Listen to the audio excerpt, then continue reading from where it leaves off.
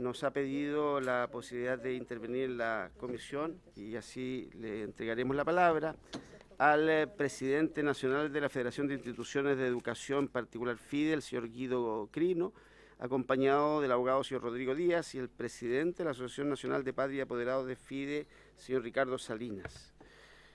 También agradecemos la presencia en esta comisión de nuestra ministra de Educación, Adriana del Piano, por cierto, y de nuestra subsecretaria de Educación, Valentina Quiroga, quienes se encuentran acompañados del secretario ejecutivo de la Reforma Educacional, don Andrés Palma, y el asesor, don Francisco Geria.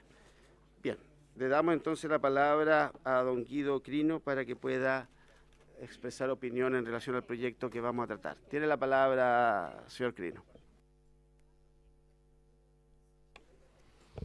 Muy buenos días, señora ministra, señor presidente de la comisión, distinguidos parlamentarios. Agradecemos la oportunidad de poder intervenir en este primer trámite constitucional para dar nuestra opinión respecto del proyecto de ley que modifica fundamentalmente la ley de inclusión. Valoramos que en la perspectiva, digamos, de lo que significa la implementación, se haya visto la necesidad de buscar establecer algunas modificaciones al proyecto. No son todas las que nosotros esperábamos, eso lo tenemos claro. Y también tenemos claro, de acuerdo a la instrucción que nos entregó el presidente, de que debemos limitarnos a lo que el proyecto establece. Podríamos hacer ciertas consideraciones políticas, pero me voy a limitar en términos de ofrecer la palabra a quien creo que en oportunidad como esta puede poner en evidencia algunas consideraciones que fundamentalmente afectan a los padres y apoderados en lo que significa el diseño, puesta en práctica e implementación de este proyecto de ley. Por lo tanto, voy a dejar con el uso de la palabra a don Ricardo Salinas, que es presidente de una Asociación Nacional de Padres y Apoderados, en realidad es una federación de padres y apoderados de FIDE, que surge y se organiza justamente por el nuevo escenario que se ha puesto en práctica con este proceso de reforma educativa. Así que dejo con la palabra a don Ricardo Robles. Vamos a dar la palabra a don Ricardo. Tenemos poco tiempo porque estamos llamados a votar, así que le entregamos la palabra para que trate de enmarcarse en un tiempo acotado. Adelante. Muchas gracias, señor presidente. Saludo a la ministra, a la subsecretaria, al presidente y a todos las diputadas y los diputados que están presentes. Lo primero, desearle un muy buen año a todos y a todas, y también que tengan un año legislativo exitoso. Como Asociación Nacional de Padres y Apoderados de más de 870 instituciones educacionales a través del país, queremos intervenir en este proyecto, Ley Boletín 11029-04, fundamentalmente para dar a conocer el punto de vista de los padres, que hoy día están en una incertidumbre gigantesca, y a la ministra a lo mejor le va a preocupar la palabra incertidumbre, porque ya se han visto signos de lo que está ocurriendo con algunos colegios que lamentablemente algunos han cerrado y otros han tomado la decisión de ser particulares pagados. Sin embargo, aún no se ha dado la noticia final, que es la que justamente cuando los sostenedores comunicarán a sus apoderados el sistema de financiamiento que van a optar a partir del año 2018. Esto puede ser en marzo, como dice la ley hoy día, o bien en junio, como lo propone este proyecto. ¿Qué nos preocupa en particular?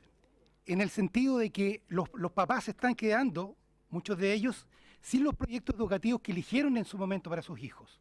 Y eso es preocupante. Cuando hay una familia, cuando hay una seguidilla de colegios que han tomado esta decisión, nos complica, y nos complica en dos partes en lo particular. Referido al boletín 11029, que habla sobre el uso de los recursos de la subvención para la compra de los edificios o los colegios donde hoy día se imparten los servicios educacionales, que se esté habilitando el uso de hasta el 25% de la subvención general para el uso de pagar un dividendo o de compra de estos edificios, nos lleva a preguntarnos si esto va a afectar o no la calidad, que es uno de los objetivos principales que tiene esta reforma.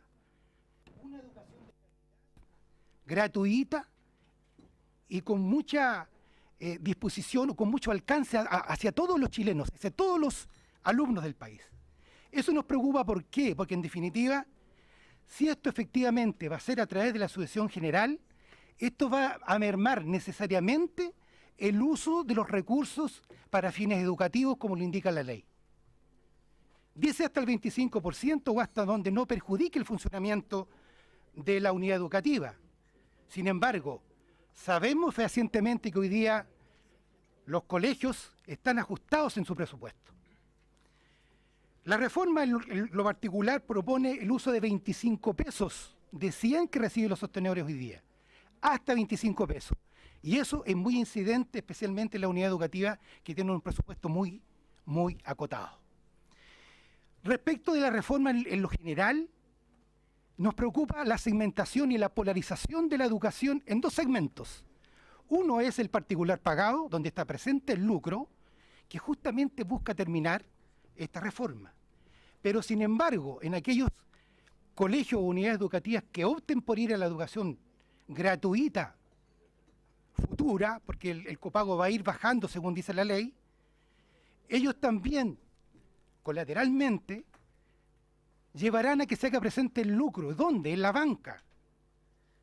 Resulta que se está autorizando la compra de edificios con una garantía Corfo, con un fondo de 400 millones de dólares. Eso está bien, pero ¿está bien hasta dónde? Hasta el uso de los recursos de la subvención general en cancelar un dividendo que hoy no está presente en la mayoría de los casos.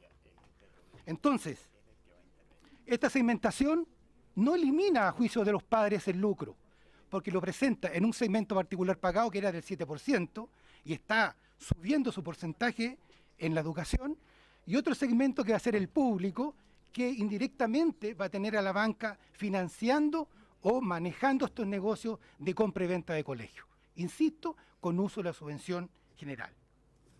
Los principales objetivos de la reforma es justamente asegurar una educación gratuita y de calidad para todos los chilenos. Y eso, lamentablemente, debemos decirlo, nos preocupa que se ponga en riesgo. Hoy día, con esta reforma, se está eliminando un segmento de educación que es aquel que optaba la educación particular subvencionada, atendiendo ¿a quién? A la clase media. Hay un segmento de la clase media que se elimina. ¿Por qué se elimina? Porque va a hacer que los papás se endeuden cancelando una educación que debería ser gratuita, hasta cuarto medio lo menos, y por otro lado, si van a educación pública, allí va a estar presente también el lucro. Entonces, vamos a tener una educación particular pagada y una educación pública o futura pública, porque hoy día está en manos de los municipios, y una educación que está además en transición a los consejos locales de educación. Falta todavía que se implementen estos servicios locales. Con la mano en el corazón también debemos reconocer que la educación pública hoy día carece, en la mayoría de los casos, de calidad. Carece de un valor que es importantísimo para las familias, que es el clima de convivencia escolar, que para nosotros es fundamental, porque cuando le preguntamos a un padre o una madre qué le preocupa de ir a la educación pública, las principales respuestas son la calidad y el nivel académico, y por otro lado el clima de convivencia escolar. Insisto, debemos reformular la reforma en un sentido más amplio. Creemos ciertamente que se requiere posponer la entrada en vigencia de muchas normativas. Reconocemos en el gobierno la buena intención de hacer reformas y en buena hora. Sin embargo, el trabajo que ha realizado el Ministerio y todas las autoridades en pos de que haya una reforma de la manera que está, creemos ciertamente que va a dejar algunas interrogantes sin resolver que son muy preocupantes para nosotros.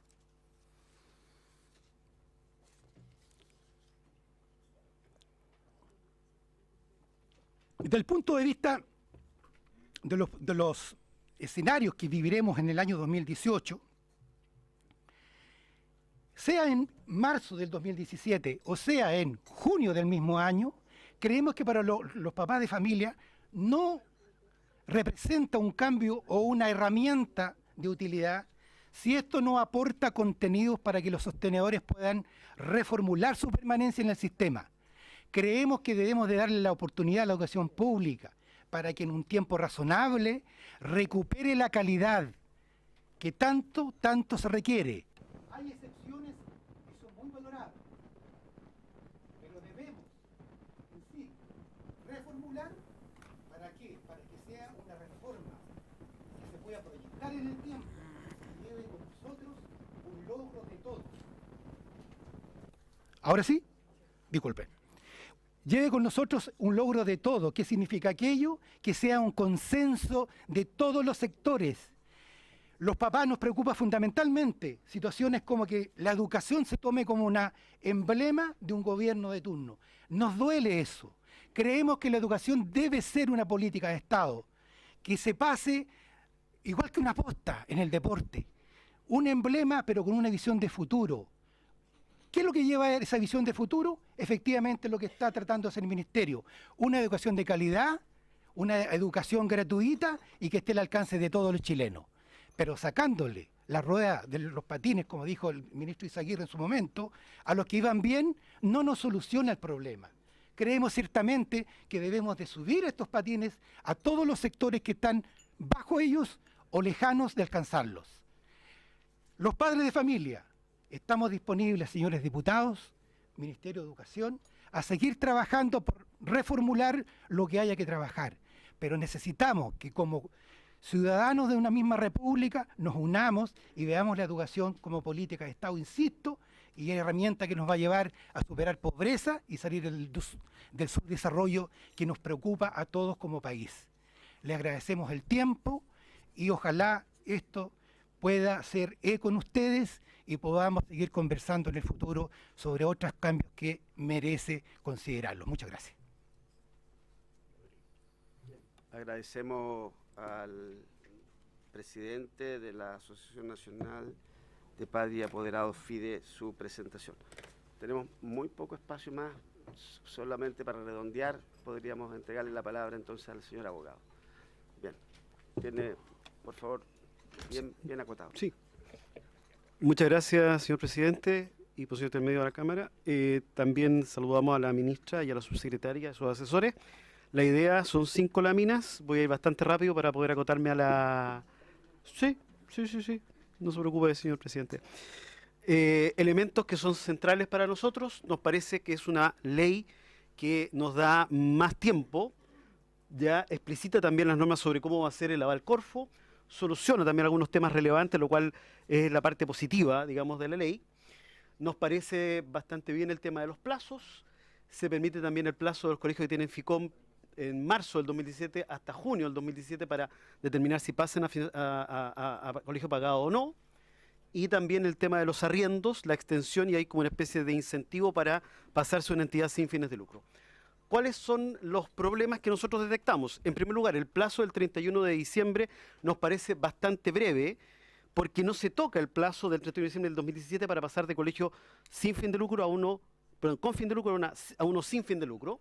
Y el plazo que se da para adquirir el inmueble, que se extiende del 2020 al 2023, debiera estar conectado también con esto. No es lógico que se dé más plazo para adquirir el inmueble y por otro lado se mantenga el mismo plazo para transferir la calidad de sostenedor. Ahí hay un tema que hay que, a nuestro juicio, al menos debatir desde el punto de vista de cuántos colegios están en esta situación.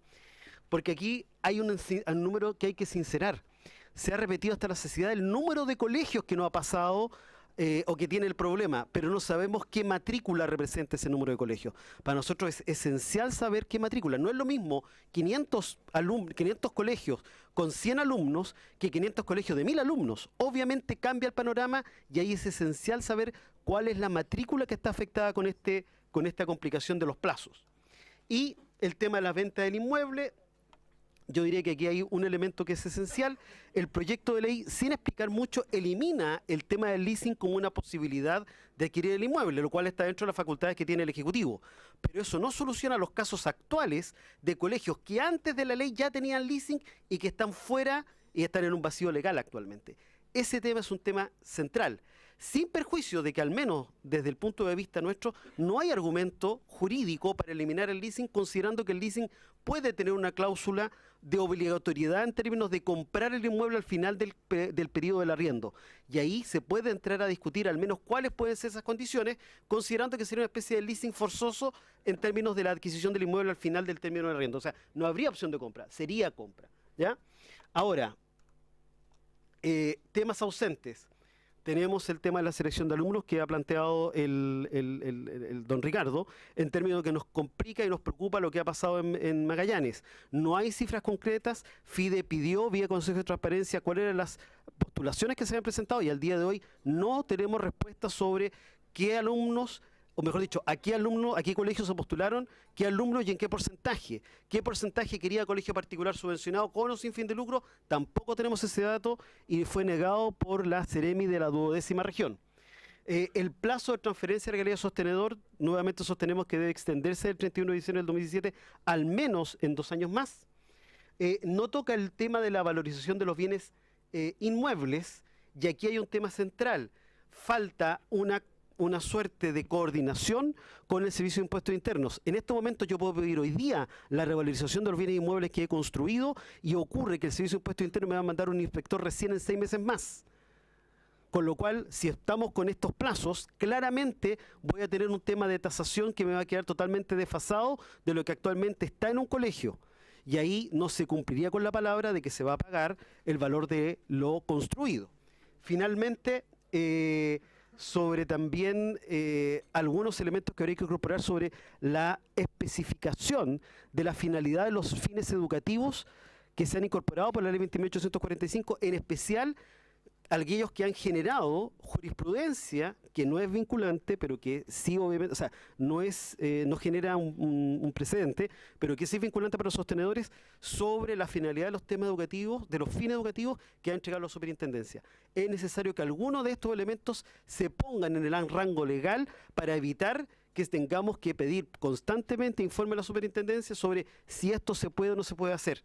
Elementos como los concursos que se implementaron por la Ley 2845 a la hora de determinar fondos CEP, generan una dificultad a la hora de gastar esos recursos.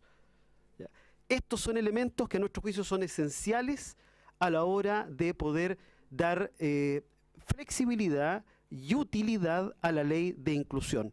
El tema de la valorización implica también una coordinación con el Servicio de Impuestos Internos, como señalaba anteriormente, que hasta el día de hoy no se da y genera distorsiones no solo en el precio, sino que también en la valorización real de los inmuebles y de lo que el colegio actualmente tiene. Eso sería, señor diputado. Muchas gracias. Gracias. Entonces agradecemos a la FIDE su presentación en esta sala para que quede, ¿no verdad?, constancia de lo que ustedes plantean en relación al proyecto de ley.